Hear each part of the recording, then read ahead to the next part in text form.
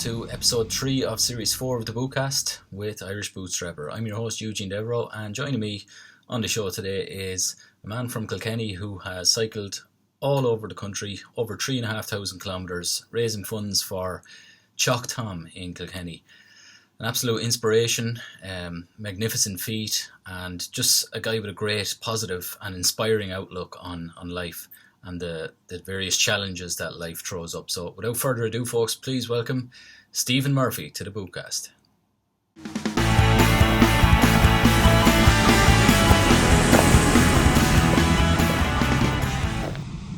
Stephen, thanks a million for coming on the Bootcast. You have an amazing story to tell. I just learned about it in the last couple of days. Absolutely fantastic what you're doing and what you did. So do you want to introduce yourself? Tell us a bit about... Thanks a million, Eugene.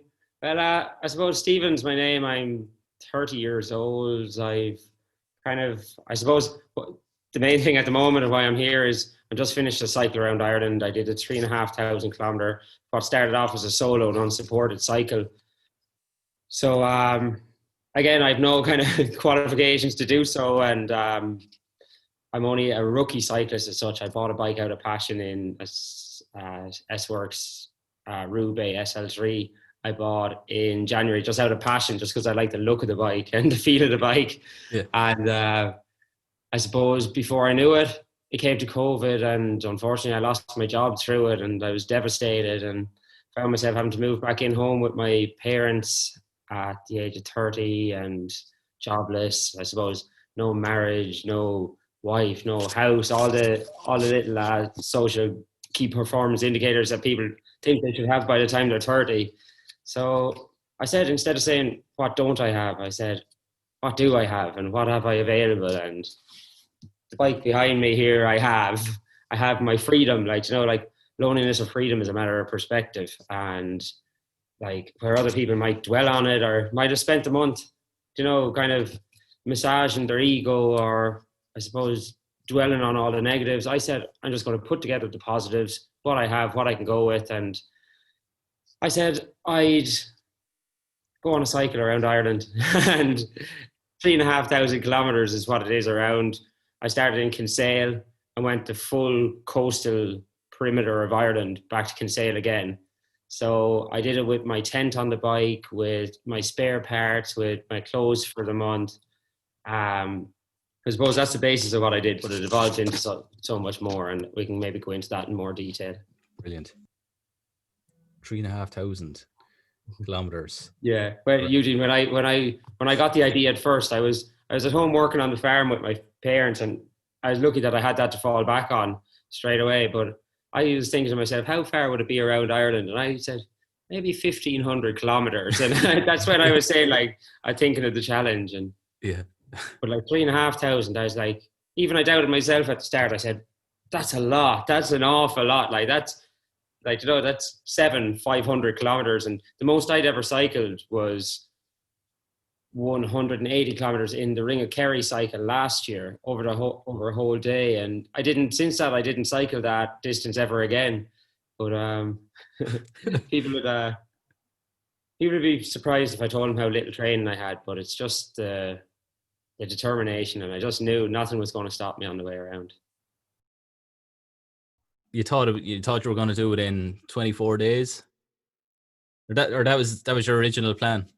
Yeah, like on paper, in theory, again, and everything was just to get a plan down, just to have some kind of substance for people that might ask. Yeah. But the 24 days, 150 kilometers a day, I did start off at, and because I'd said, how much time have I off? How much time can I allow for this trip? Mm-hmm. And yeah, so I said 24 days cycling 150 kilometers a day, give or take maybe 2 or 3 days rest.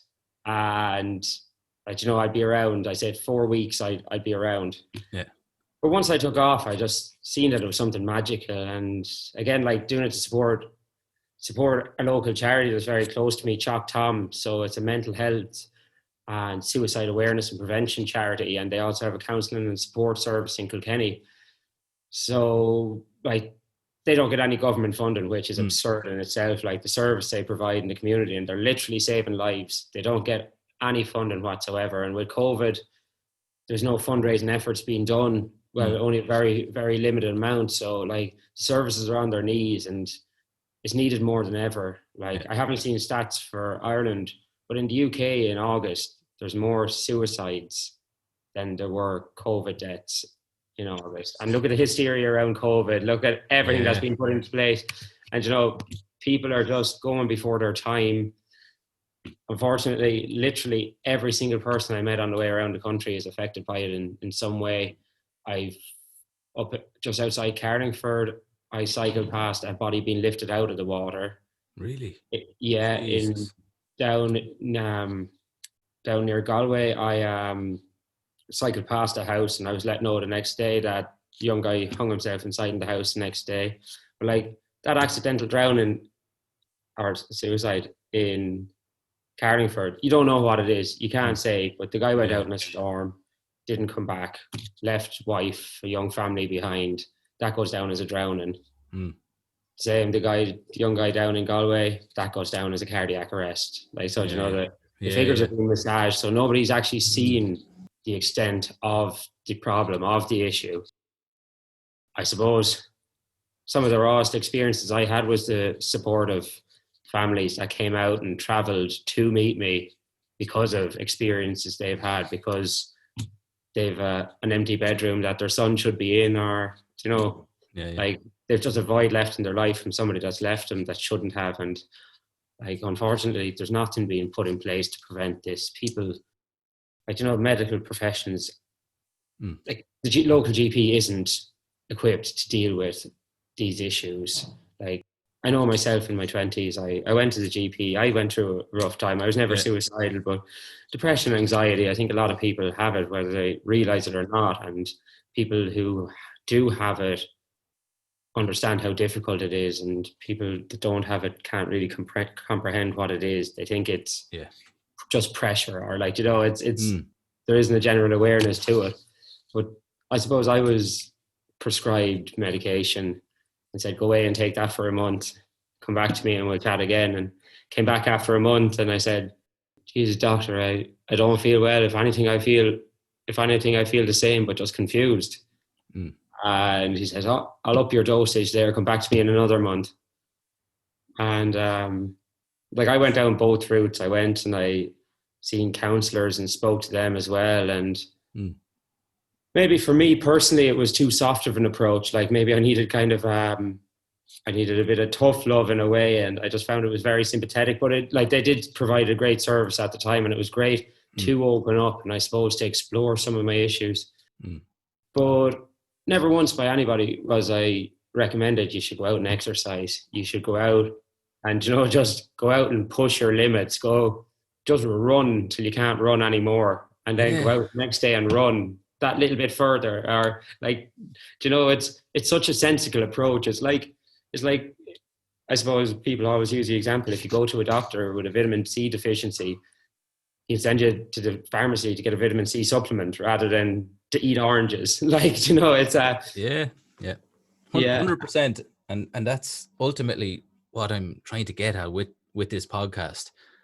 And it's exactly what you hit the nail on the head there, of like kind of freeing yourself from your mental health or your mental challenges through by pushing the boat out, by taking yourself out of the comfort zone and getting out to do the basic things like travel or adventure or doing something for charity or just being out in nature. And so many people seem to say that's their pill. Like that was the cure of whatever hurdle they had to overcome. And like, if enough people are saying that, surely there's value in it, Yeah. And you know what? Like, I know you'd say everybody has something in common that does the kind of challenges that we do or that, but it seems like such a sensible approach from where I'm standing now. Like, it's not good to dwell on your problems. It's not good to feel helpless, to have a lack of control.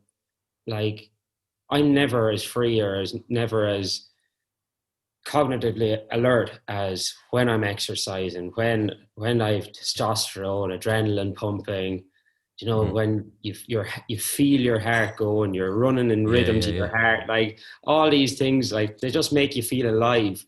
but they make you feel competent. And then I suppose even little things like recognition, that you can work towards a goal and be recognized for it, where you might feel like you're not in other ways. Like last year I went out and I just said, and again, it's not being materialistic, but I said, I'm going to try get a medal a week.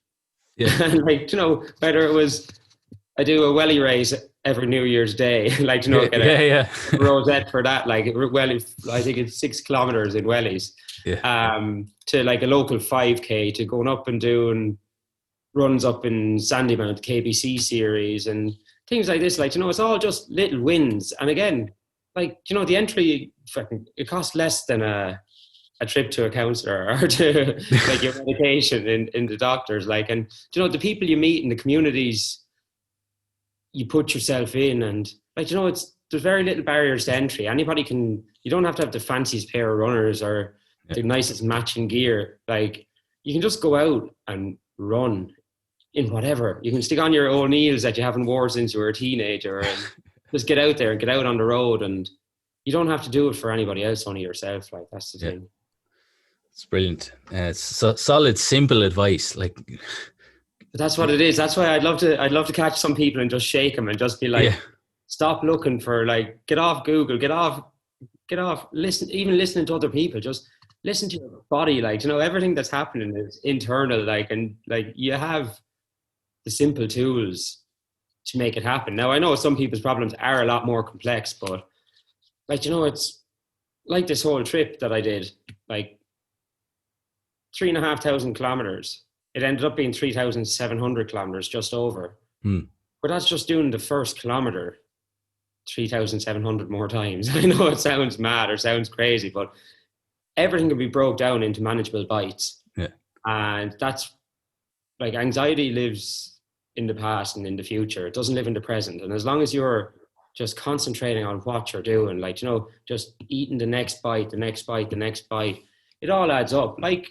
Like I say, in my 20s, that I suffered from poor mental health. I had kind of, I suppose, self-destructive tendencies in many ways. If anything good happened, I thought I wasn't deserving of it, and I kind of imploded, whether it be relationships or jobs or whatever. But like, you know, that's taking a succession of negative bites to make a big problem.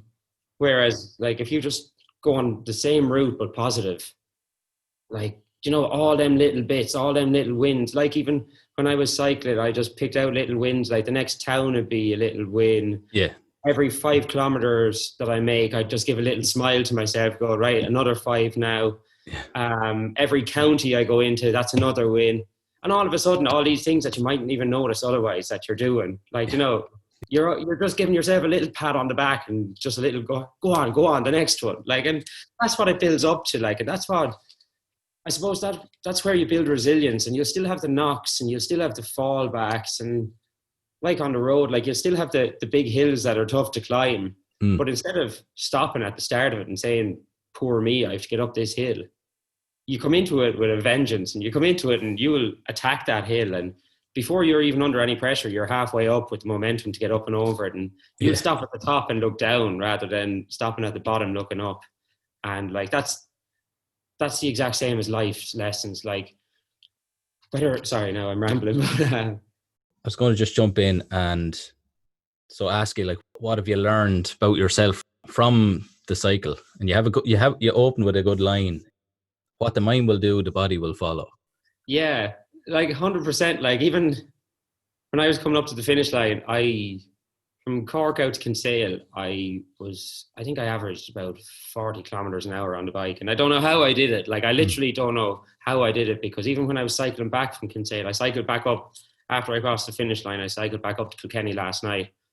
So 190 kilometers. Like, and again, it's because I wanted to do it. But like, that 40 kilometers an hour out to Kinsale, I was like, I've never cycled that fast before, but it's knowing the finish line is ahead, knowing your friends and family are waiting for you, knowing even like for the week before I crossed the finish line, I was getting congratulations and well done, and compliments and applause. And I was like, the job isn't done till I cross that finish line. And like, it's like that. If you just believe you can.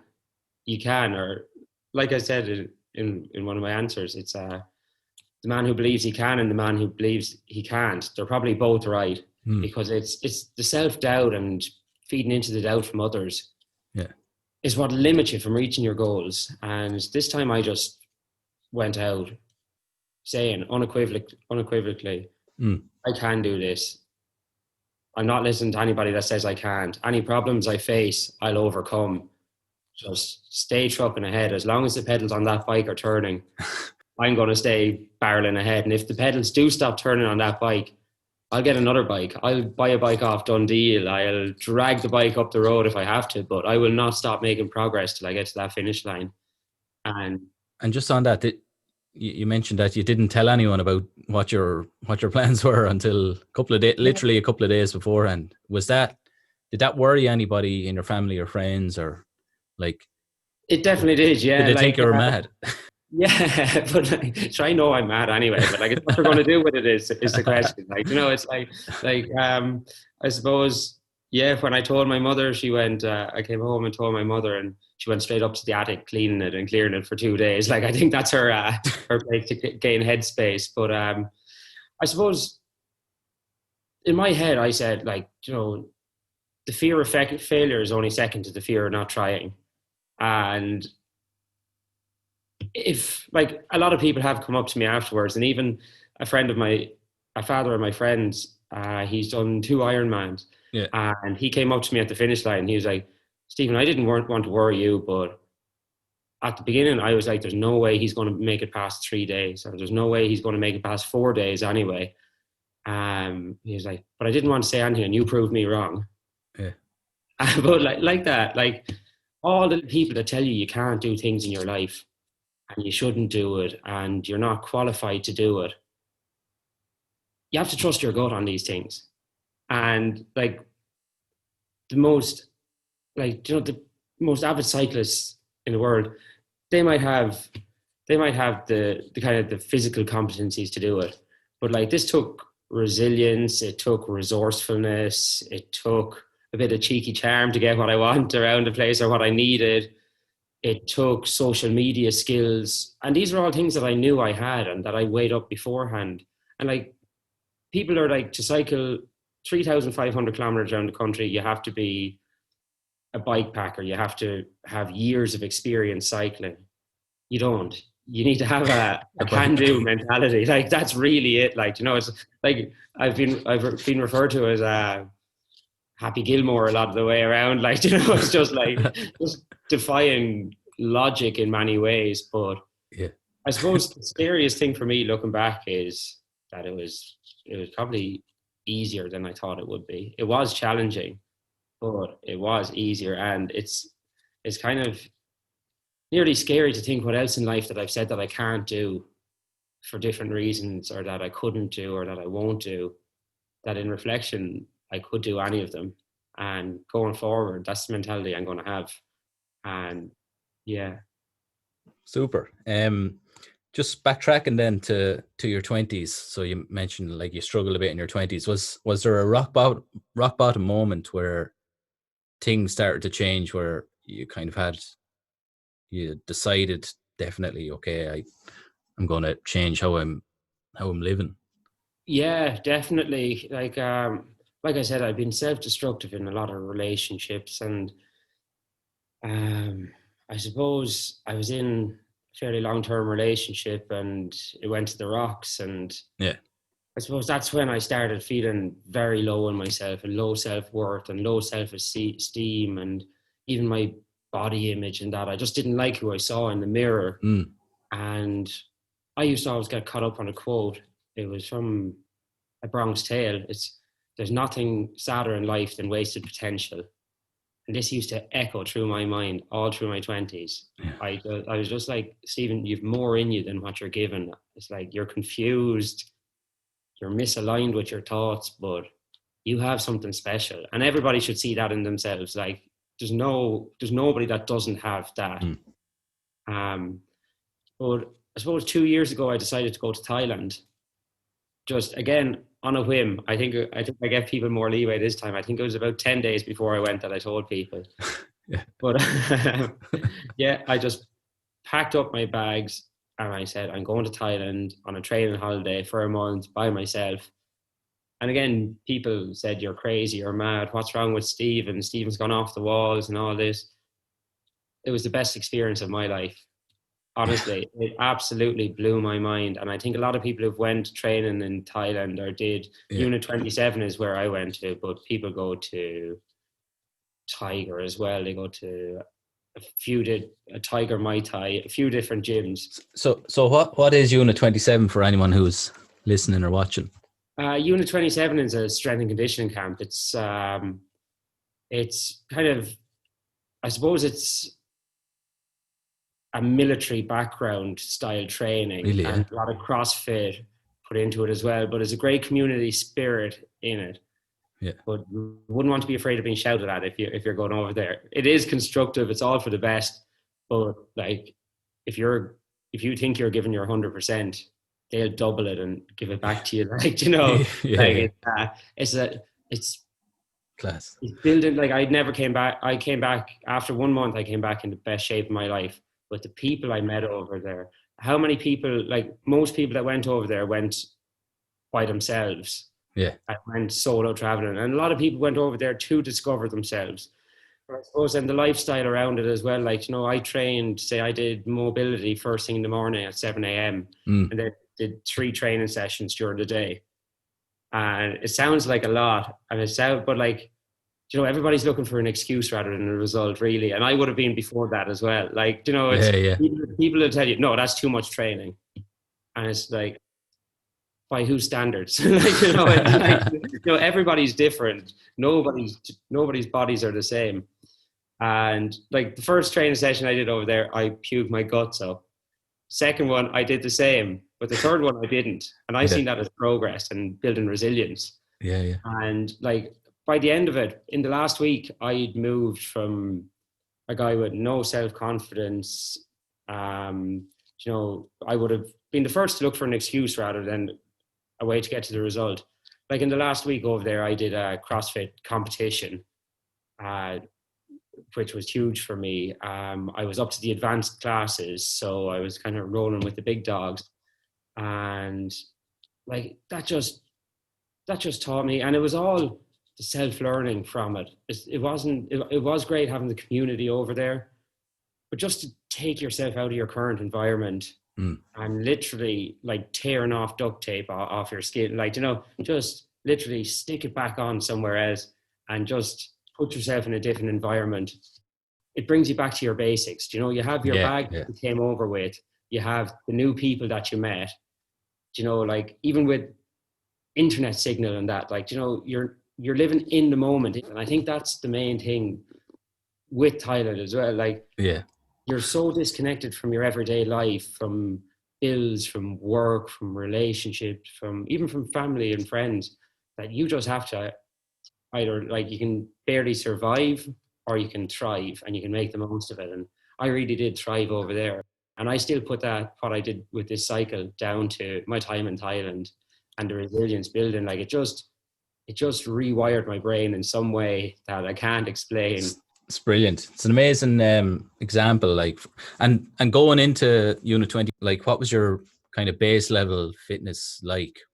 Did you have a little bit in the tank anyway? Or I would have thought I was at a fairly good level of fitness, but I wouldn't have been, like, compared to what was going on over there. Like, you know, my strength would have been fairly poor. I would have been doing a good bit of running, kind of 10K distances and that. Yeah. But it all goes back to, like, what the mind will do, the body will follow. Yeah. Like, one night I went for a run over there, and there's this hill called Big Buddha Hill. It's like huge monument of Buddha at the top of about 12K up the hill. And one day I started running, and this was after 3 training sessions during the day. I said, I'm just going to go, and I'm going to go for a short run down the street and back. But I just locked my eyes onto Big Buddha and just said, I bet you I can run up to there. I said, like, if I don't stop, I can run up to there. And the only way I won't get up to there is if at some stage I decide it's too hard, or that I can't, or that I give myself an excuse. And even to this day, like, I've never not finished a race, or I've never, like, I'd love to apply it to every part of my life, but like for physical challenges now, I just say that I'm never breaking that that record of not finishing what I set out to do. And it's a powerful thing. What's your favorite country in the world? It's Thailand. And again, I haven't traveled a fierce amount, but like I go back there in a heartbeat, or even Bali. I just, I couldn't see myself going on a drinking holiday anymore. I would love to tour South America, and I will do it in the next few years. But like I said, like with my 20s, like I missed out on so much opportunity. When other people were traveling and were getting out, I thought I had to be working, I had to be saving, I had to be looking towards a house. I was kind of clasping at straws. And even at 30 now, I could look back at 40 and say the exact same thing, that like, Jesus, yeah, you're like trying to fit into societal norms. But yeah, traveling, even just that month in Thailand, like it just expands the mind. And like, you are a product of your environment, and the more environments you can go out and experience, the better. And I'd say to anybody that's struggling with their job or in life or that, try a bit of solo travel if it suits you. Yeah, 100%. Like it's absolutely eye-opening. Like even with this cycle, I used to say that being alone with my own thoughts was one of the worst things for me, and that I really did. And a lot of people feel that, like, that everybody needs background noise in some way now. Like you'll be on your phone with the telly on in the background, and you'll be going through between the two, and just to block out your own thoughts or block out what's going on. Whereas if you turn both of them off and just sit there, like nobody's ever bored anymore. Like you're waiting for 2 minutes for somebody to come see you, and you take out your phone and you're looking at it. Like with this cycle, for a month, like I say now, like the best times for me was when I was alone with my own thoughts, because I've started journaling recently, and I find it hugely beneficial. That's what I credit a lot of this achievement to, is journaling and is writing down my thoughts. And when you're having negative thoughts, write them down. And when you're in a better headspace, look back on them. Read back on what you wrote, maybe when you were doubting yourself, and write down what you think about that, because it's crazy. You'd be like, no, that's not me. Like, that's not me thinking right. That's me at a weak point, or that's me letting anxiety get to me. And then next time you feel it again, read back on what you wrote about the last time you had it, and you get over it. Or even writing down your goals and putting either an X beside them or a tick beside them to say whether you did them or not, or mapping out your plans. And all of a sudden it becomes a blueprint to your kind of progress, I suppose. Yeah. And on the cycle, were there any days, like, did you journal on the cycle? I did. I have a huge amount of voice recordings on my phone. That's brilliant. Yeah. Yeah. Oh, I do. And like just even notes, like it's great just to stick on the recorder on your phone and just talk into it. Yeah. Especially when you're doing something at the same time. Yeah. Great way. And I will transcribe them. Some of them would be too scary to let other people do it for me. But like it's amazing. And a lot of the times it's not that it actually comes out of your mouth or onto paper, that you actually visualize that it is possible, that you can do it, like that it becomes coherent. And even like through this, I always found it hard to say like what anxiety is or how it affects me. But now I see that before I would have been trying to censor everything that was coming out of my mouth. Like you're drumming your thoughts through your mind before you say them, before you act on them. There was times I used to be, say, driving to work, and I'd get to work and I'd be like, how did I even get here? Like, you wouldn't have seen anything around you. You wouldn't have been aware of the trees moving, birds flying, kids playing. You wouldn't see any of this. And like, you don't know what you're missing until you find it. And I found it on this cycle. And I think it's really important for people to go out and find what I found. Brilliant. Like, I for a month, I didn't check my bank balance. I didn't check my emails. I didn't hear any news. Yeah. I didn't see many advertisements. Yeah. I didn't buy a single thing online. All I was down to was the bare necessities and nature, and progress and people. Yeah. Like, it's the bare essentials is what you need. Even I came home and I'm looking around in my room and all the things I have, and I'm like, there's some amount of shite. And all that shite, like, that's all just replacing. That's all replacing stuff that costs nothing. That's free. Like, to pull over and help an elderly farmer in West Kerry bring his cows across the road, and for him to turn around and go, "Why did you do that?" Like he couldn't understand why you'd stop and help him. Yeah. And like, for me to be able to say, like, I come from a farm at home, and if my dad was bringing cows across the road, I'd like for somebody to help him. Like, just that little experience, just having the time for people rather than being like, get your fucking cows off the road, I'm in a hurry here. Like, Yeah. like, Yeah. that's what's wrong with society now. And even, like, people ask me, was it lonely experience? Like, cycling around the country, was it lonely? And the sad thing is, the loneliest place for me was Dublin, cycling through Dublin, the most densely populated part of the country, where you got least recognition for a smile, a little wave.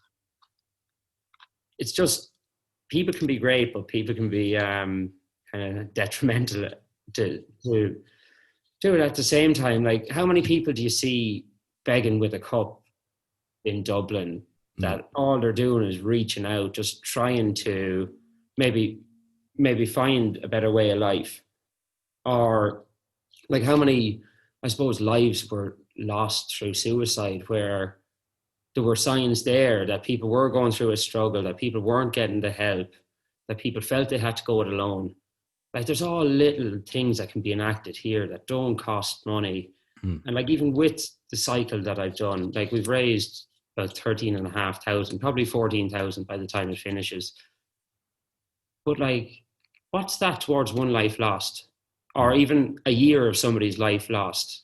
Like, if somebody can make a change now rather than make a change in a year's time, that 14,000 is a drop in the ocean. The money raised is a short-term solution, but as a long-term goal is what's needed. And it's in everybody to go out and help. Like, people say to me, "Oh, you're inspirational. What you did is inspirational." I'd love to know what it's inspired people to do. Like, it's very easy to throw around the word. People can kind of hop on it, just because it's recent, or because it's I think everybody does want to help the mental health cause and like be associated with it. But again, like you were saying earlier, for people who maybe have never suffered with depression, or who have never had anyone directly with depression, or anybody, God forbid, with suicide, they don't fully understand like that it's such a big part of like humanity. Yeah, and that's it. And it's like, it's not just like, helping out isn't like, obviously raising money is helping people in need and in time of crisis. But you don't have to put your hand in your pocket to help somebody out. Just to go for a walk in the park with somebody that you know is going through a hard time. Or rather, like I think one of the worst questions to be asked is, "How are you?" Like, like, you kind of have to need it out. You can't just go in and ask straight up like how somebody is, because I know myself, and it's an Irish thing. You'd be like, "Oh, I'm grand. Oh, I'm flying it. Oh, not a bother." What if they say? What if their answer is, "I'm shit," or but that's actually not I'm what terrible. people want to hear. Like, that's not what people want to hear. Like, just to identify people in struggle or in time of need, and maybe ask them to come. Like, say, if maybe ask somebody to come along to the gym with you, or ask them, would they like to come for a short run with you, or just something that they're going to feel a better person coming back from. And as well, like, people need to find it in themselves. You need to kind of more enable people to deal with the problems themselves and give them the tools to help themselves. Because at the end of the day, unfortunately, it is everybody sink or swim for themselves, really, is what it comes down to. And there's a lot of people out there asking for help that won't do anything with the help when they get it. That's a big part of it. From my own example as well, like, I have a similar story to you, and for a long time you're kind of looking for the cure by maybe going to counselling or seeing a therapist or going to the doctor, taking the antidepressants and all, but ultimately there has to be kind of a switch in your own head where like you're kind of definitely deciding, right, I actually need to change, and that I have to put in the work, like nobody else is going to do it for me.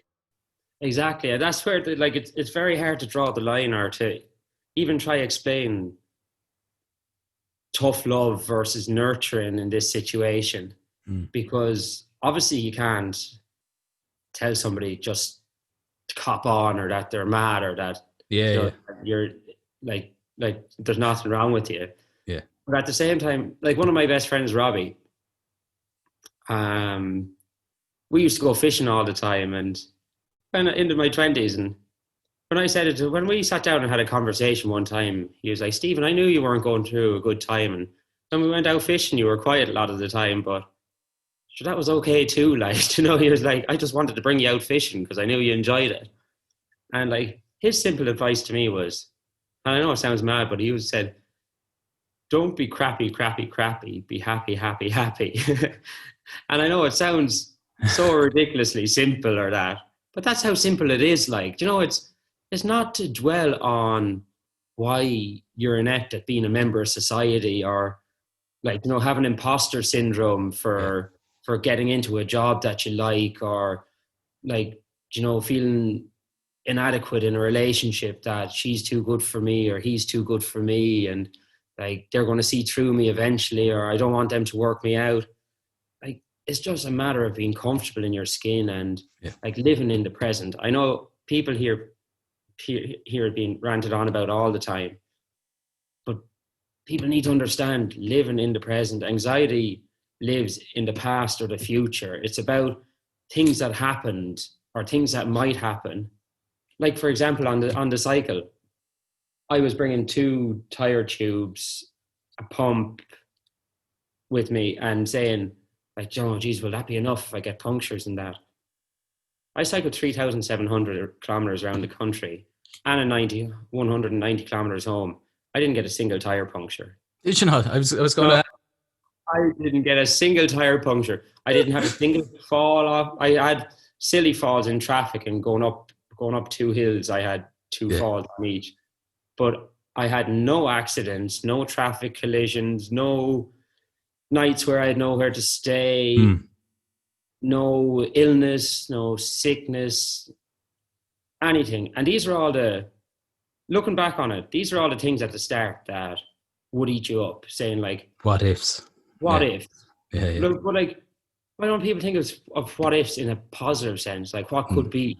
Like, you know, like, like if I failed, I was ready for that. Like, if I failed, I knew it'd have to be something like getting hit by lightning or getting hit by a train. Jesus. Something like, you know, there was no stopping me on this journey. And I think obstacles nearly just stepped out of the way because they said, there's no point in trying to stop this time. Really, like, it's a brilliant way to put it, and to have that outlook. It's a brilliant way to live. Like, if only everybody could. Yeah, and I suppose realize they have the power to do that if they want. They do, 100%. And that's the thing with my cycle. It's like, whatever about if you're an extraordinary, like, you know, if you're a sporting hero doing, like, achieving sporting greatness, but I'm an ordinary lad that just went out and did something extraordinary. Like, there's nothing more special about me than anybody else. If anybody wanted to go out and do this cycle, they'd make it happen. And it's great to have seen it in myself and to have believed in myself enough to go out and do it. And kind of, I suppose, act on the call to action. So, like, you know, there's something to be got for everybody. Like, what I'd ask is that if anybody looks at my story or follows it on Instagram there and sees what I did and finds it inspirational, take inspiration from it and do something. It doesn't have to be something massive. Like, today I'm signing up for the Dublin Marathon. Yeah. It's a virtual marathon. It's not even going to be in Dublin. I'm going to have to do it somewhere around the place, but it's another goal that I'm enacting today, that I'm going to have to train for, that I'm going to have to make sacrifices for along the way, that there'll be weekends that I can't go out and enjoy myself, that I'm going to have to stick to a nutrition plan, that I'm going to have to go running in all weather. But when I cross that finish line, wherever that finish line is, all my chickens will come home to roost. Yeah. Like, it's the little building blocks. There's like the gradual climbs on the cycle that lead to that freewheel downhill, where you get your rest, where you get your break, where you get topped up, you feel the wind in your face, you feel fast. Yeah. You have to go all them little uphills to get to that. And that's what people like. Yeah, go ahead. No, that's the thing. It's the little steps and the goals, and they release the positive endorphins in your head whenever you achieve that little climb or up in the weight or whatever it is. Yeah. Are you a keen book reader? I wouldn't be as such. I listen to a lot of audiobooks and podcasts. Podcasts are my go-to. And like what I do, like there was a few, I suppose David Goggins is a big inspiration of mine. Yeah, just listening to it recently, actually. It's just phenomenal. I was driving down to the south of France in a van last year, and I listened to it the whole way down, and my God, like even on the trip, just like it just had a fire in my belly, like, and like, there's nothing cliche about listening to these guys, or like Tony Robbins, like people who think he's gimmicky or whatever. That's an excuse. It's not a result. Like, to be looking out for your results all the time. It doesn't matter where you get your inspiration. It doesn't matter if you look at Brendan Carroll and say, geez, he's made it great in Mrs. Brown's Boys, and use him as an example, like, or David Goggins. Yeah. Like, wherever you find inspiration, draw the inspiration from it and use it. Like, even another good Phil Knight, Shoe Dog, creator of Nike. I read it a few months back. Oh, it's unbelievable. Isn't it? Like, how many knocks did he get along the way, and how many absolute calamities that he lost endless nights sleep over, how many people's incomes and livelihoods were based on his decisions, and he pulled it out of the bag every time. But you know what? It's like the cycle. It's a thing you see over and over again. It's when you're like just trailblazing and getting it done and relentless in your goal, the obstacles, you smash through them, like you really do. It's when you've doubt or when you fear, that's when it gets to you. That's when your problems are like, no, I'll take on this guy, or like, I'll knock him this time. Like, because they're constantly trying to take you out of the game. Yeah. But it's a common theme throughout all successful people. And like, I have a long way to go before I can call myself a successful person, but I feel like I have the antidote to life's problems at the moment within me, and life's challenges. And, it's taken an extraordinary task to find them and see them. But like, I've about 7 books waiting for me now that I've ordered, and I've gotten. Education is key as well, because like with the podcasts or with the books I read, like when I'm listening to the podcast, if there's a quote I like or a quote that I feel is applicable to me, or a theory, I make notes of it. I write it down in my journal every day. Every day in my journal, I'll have notes written down from podcasts in them. And when I'm reading a book, I don't just read the book. I have a highlighter or 3 different colored highlighters beside me. And I'll highlight the lines that I feel are applicable to me. And then if you want to have a flick back through the book, you'll just see the lines and see the quotes. And a lot of them might be generic, but you'll see a theme arising from it. And like, even, like your favorite quotes and that, like if somebody doesn't have a favorite quote, they haven't read enough books, or they haven't, they haven't kind of put themselves into it. Like Pat Divley is great. Like, I really enjoy his stuff, and a lot of it arises from Tony Robbins and the likes. But then, like, for the Run and Shane Finn podcast, I find he is great, like straight up practical approach towards it. He gets on great guests like nutritionists and that. And even with regards to imposter syndrome with the cycling, like at the start, people were asking me all technical things about my bike that I didn't have a clue about. Yeah. I didn't have a notion, and I was trying to bullshit them. Like, the first thing they'd say, like, they'd be like, is that I don't even know now. It sounds still bad, but they'd be like, is that a 52, 10, 16 sprocket? I'd be like, bingo, that's it. Yeah. But I wouldn't have a clue. But like, after I got over the hump of it and I was on the home stretch and people were asking me the same, I was like, I don't have a clue, but Don't sweat the small stuff. Yeah. I'd be like, if it does go, I learn fast enough to fix it. Like, you don't need to learn everything. Like, you don't need to be an expert. You just need to be willing to learn 10 times faster if you need to.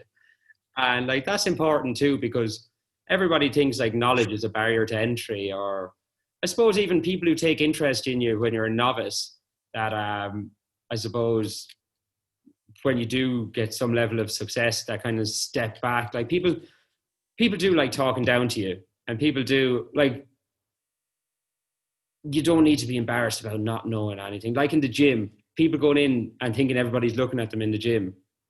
The reason everybody's looking at them is because they're going around like a daft Egypt, so concerned about what other people are thinking of them, that they're just a ball of nerves. Mm. Whereas if they just go in and just say, I am what I am, I don't know as much as other people, but I have a great thirst for knowledge, and someday I will know as much as other people. But for now, I just have to ask for help. I just have to, maybe play it safe, not kind of, rack up the bar to the max and try lifting and injure yourself. Start at the beginning, learn, same again, baby steps, and just build up to where you want to be. Brilliant.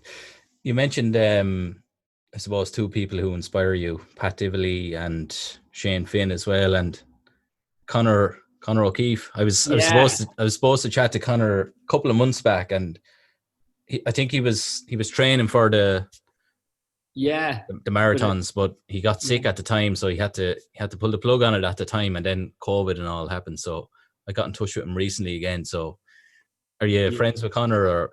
Yeah, I was in touch with Conor a good bit over the last few months, I'd say. But again, it's like we said about the barriers. I was like, when I was traveling around the country, Conor was traveling around as well, doing his thing with the hiking and different bits. And I said, I'm going to run into Conor on this trip. I said, I know 100% I'm going to run into Conor on this trip. And I think Conor kind of said the same, vice versa, in certain ways. And it ended up that he was doing the morning swim with the Happy Pair guys in Greystones one day when I was staying in Swords. Yeah. And I got onto him and I said, you're a day ahead of me, but we're in the same ballpark now. So he said he'd wait. He said he'd come back. He enjoyed the morning swim in Greystone so much that he'd come back down again the next day. So I met him there. And again, like with this whole trip, I had no plans. I don't have a master plan that I roll out and say where I'm going to be every day. Every morning I woke up, I didn't know where I was going to be sleeping. Yeah. So that morning we went and we did the morning swim, and we were chatting and that. And I said to him, what are you doing for the rest of the day? He was like, no plans. But this guy, Jeremy, that was down there as well, he's like, he has a jacuzzi. He wants us to call up and have a chat with him and pick our brains on our adventures. And took the opportunity. Like, it's about seizing the opportunity as well. So we went up there, went up to the jacuzzi, had great conversation, went down back to the Happy Pair, had breakfast after. And then we ended up, I went off on my way to Glendalough. He was going hiking up around Roundwood. And I enjoyed my day. He enjoyed his. But we ended up meeting back up that evening and spending all the next day together. We went hiking around Glendalough with another girl, Mel, from Gals Gone Wild. She's very interesting as well, So, we went hiking for the day. And then we ended up going up to Dublin, up to Awesome Walls, and going climbing the walls and that. Class. And like then the next day, our paths just deflected again, and I was going cycling. I headed back to the coast and headed back on my journey, and they went hiking for the day. He went on his. He had to go back down to Kerry, down to the Kerry Way 200 Ultra. He was doing a bit of work down at that. But when I finished on Sunday in Kinsale, himself, Mel and Owen three people that I beat up with up in Dublin, they all came down to Kinsale to the finish line, and they were all there for me when I finished. Yeah. Like, you know, it's incredible, and the Brilliant. people you meet along the way. But he is like the prince of positivity. Like, it's just phenomenal. Like, just to be in his presence for an hour or two, even just to follow him online, like the things he can do is incredible. That's like, Connor. Yeah. Yeah. Like like next year, he's doing 32 marathons in 32 days in 32 counties with 32 pounds of weight on a weight vest. And he'll do it. Like, you know, because there's no doubt there. He doesn't doubt himself. Like he did the ultra marathon on his patio during COVID. Like, I think he raised over 30,000 euros for Pieta House through it.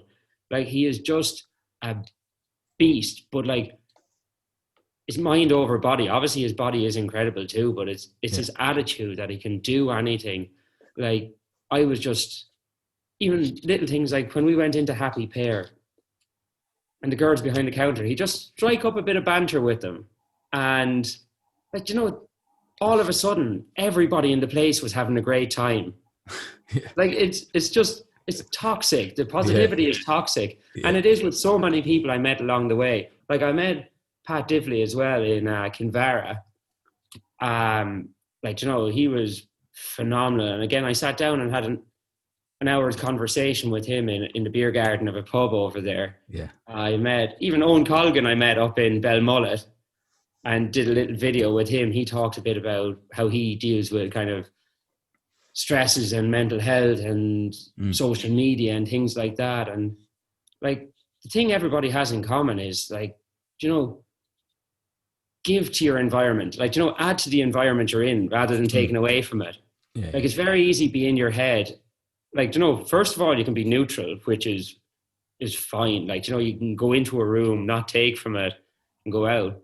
You know, you can be a bollocks and actually take from it. No, but you know what I mean? Like, you can go in and be ratty. Like, if you're waiting for food a bit longer than you'd like, just to start roaring and, like, you know, ruin everybody else's experience and ruin the waiting staff's day and that. Or, you know, you can be the person that says, like, it's grand. There's no stress at all. You take your time. I know it's not your fault. And that's like adding to the word. Like, you know, and you see all these successful people are people that add to every environment they're in rather than taking away from it. Yeah. Brilliant. Just before we wrap it up, you mentioned you met a couple of people on the way and some had a very profound effect on you. Tell me about Nikki. Yeah, Jesus, Nikki was powerful. I met her up at Asaranka Waterfall, just outside of Donegal. And when I got there, the roads were flooded. It was really hard access there. I was lucky I was on the bike. I was able to get up and go through the fields and around. But her and her friend and her two kids, they traveled to get there and, you know, kind of against the odds. But we took pictures at the waterfall and I could see maybe she looked a little bit weak, but like, you know, you don't look into these things too much on first instance. And we had a lovely chat there at the waterfall and her friend told me that she was sick. And again, like, you know, we just had a really nice time between us. But I was up in Gweedore then, about 70, 80 kilometers up the road. And I pulled into a petrol station. It was 8:30 at night. And I just pulled in onto the forecourt. I was going to go camping up the road. And as I pulled in onto the forecourt, I nearly fell off the bike. I just heard this calm, not surprised or anything, just, "Hey, Stephen, how was your day?" And it was Nikki, this lady from Kent. And she was doing her washing in the washing machines there. Yeah. She had her two kids there with her, 9 and 7, and their cat in the car as well. And I was like, "Nikki, what are you doing here?" She was like, "Oh, this is where I'm from. This is my home place that we were coming to visit." But she's like, "I'm not surprised to see you. I knew we'd see each other again." Like, you know, she didn't know what direction I was going, where I was going. I don't know why I pulled into this petrol station of all petrol stations. But talking to Nikki, it turned out she has terminal cancer in 2015 she had cancer and she was given the all clear and told she was one of the lucky ones. And then in November 2019 she has of the pancreas, incurable. Like, she has the two kids there, 9 and 7. She told them while they were on holidays over here that she's not going to be around. They didn't really understand, but like, she built up the courage to come over here, to travel, to visit her homeland. Like, she was visibly shaking when I seen her. I seen exactly how frail she was when I met her in the petrol station, but like, she called me a hero for what I was doing. And like, that just crumbled me, because like, this is probably on the scale of what she's doing, like, fighting back against cancer, knowing that her demise is imminent. Like, for her to call me a hero in any way, it just puts it into perspective. Like, she's given it her 100% just to keep the fight going, to give the kids the best memories that they can with their mom. And like, what I'm doing is probably about 25% of my capabilities towards what she's doing. And that's scary and humbling. But it just goes to show the everyday heroes out there that don't get recognition. It's the same.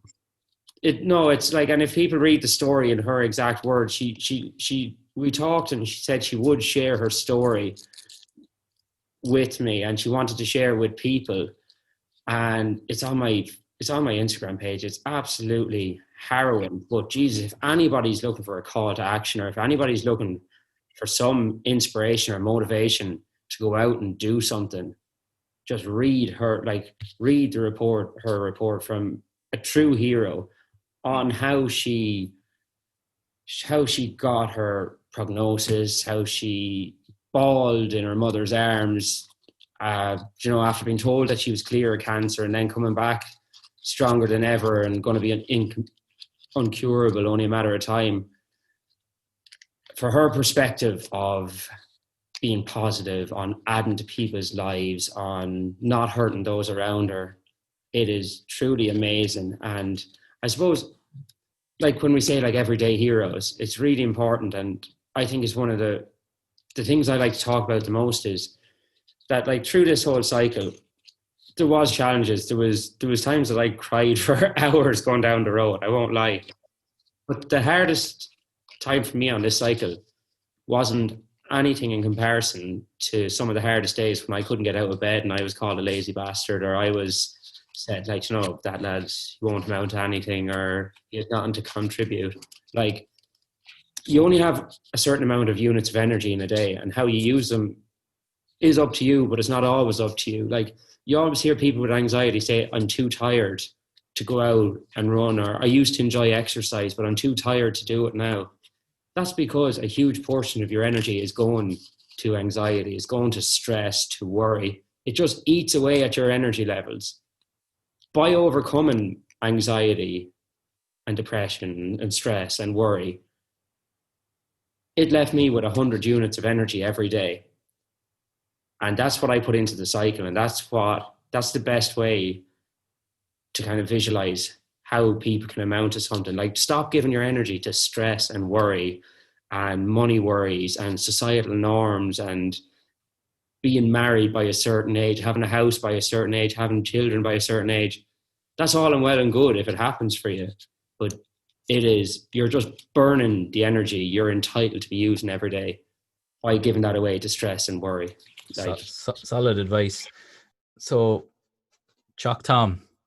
There's always going to be a cause to fight for. There's always going to be a call for people to stand up and help a cause, whatever it be. Like, just because this link expires, or that doesn't mean that the job is done, or that mental health illness has been cured. This is about the awareness, even more so than the money raised. Yeah. Because, and as well, because I'm happy that I did it for a local charity and a local cause. It's a national problem, and that's only looking at it small. It's a worldwide problem. When you see the hysteria around COVID, and to think that there was more deaths in the UK in August from, to see that there was more deaths in the UK from suicide then COVID. It's phenomenal, isn't it? It's phenomenal, but like, you know, it's people missing at the dinner table. It's people missing from their own weddings. Like, you know, there's so many ways of like, you know, there's them people are entitled to be in their life, but they're just taken from it too soon. And like on my Instagram page as well, I went to visit W.B. Yeats's grave up in Sligo, and there was 3 guys there digging a grave, and they see me coming in with my bag. Sure, I looked like a traveling circus or something with all my packed luggage and that. And I got chatting to them, and they asked me what I was doing, and I told them I'm cycling around Ireland to raise awareness and money for suicide awareness and support. And the guy on the digger, the boss of the tree, just leaned over, took out his wallet, 50 euros, handed it to me, and said, if that means that I have to dig one less grave prematurely, it'll be the best 50 euros I ever spent. And like, you know, when you meet the people on the front line, that's when you get a lump in your throat. That's when you just get realization of how shitty society can be in dealing with this problem. Like over and over again, all the examples around the country of people on the front line having to deal with it. And, you know, their shouts or cries for help are going nowhere. Like down in Wexford, like coming over the bridge in Wexford, 2 friends met me for dinner, and driving over the bridge, there was people in uniform with kind of little flashing lights on them. And I said it to him, what are they? And he was like, oh, it's a suicide watch. And he just said it pure normal, because like, you know, he's becoming accustomed to it. Since 2012, Wexford Marine Watch, they're called. I did a bit of research into them after. It's a volunteer group that patrol the bridge from dusk till dawn every night to try stop people jumping in before they jump in. And if they do jump in, working with the RNLI to get up to try save them as quick as possible. And that's just normal. Like that's like, you know, that's a normal thing in Wexford, but this happens in Wexford. This is in Waterford, like Foyle Bridge up in Derry that I went over. They've all these high-tech cameras and motion sensors and that to, you know, to identify when people are after throwing themselves off the bridge. Like, you know, like that, like this is going to be like a tragic story in years to come that's told of how nothing was done about it and how people were just allowed to fall to their demise without the help, because everybody's just in a race to the top. And, you know, they'll just stand on those below if they have to get there. So, Stephen, it's been an amazing chat and amazing story. Could chat for hours. If people want to reach out to you or show support or follow you online, what are the best ways to do that? It's on my Instagram page, Stephen Murphy _break the cycle. I suppose I have my whole journey with this cycle chronicled there between the people I met, or even, I don't know, in the little links below my bio, I've all my stories put in along, and they're all there. The whole trip is journaled there. I suppose what's amazing for me, yesterday I nearly fell off the bike on the way home.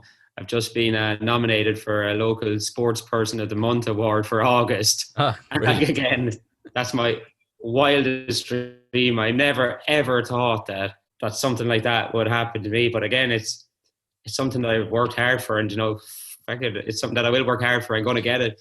But and then like they'll see the I donate link in my bio as well. To donate to Teac Tom and to support the cause. And again, like I said, this isn't the end of my journey. It's only a chapter of my book. So we'll be going from there. So Stephen Murphy _break the cycle on Instagram. Brilliant. Stephen, thanks a million for coming on the Bootcast, and you're an absolute inspiration to anyone who's watching or listening, and best of luck in everything else that you do in life. And hopefully we'll meet someday soon. We will. I'll have another story to tell soon, I'm sure, Eugene. I'm sure you will. All right, Stephen. Thanks a million. Mind yourself. Bye-bye. Legend. Bye. Thanks a million. Cheers.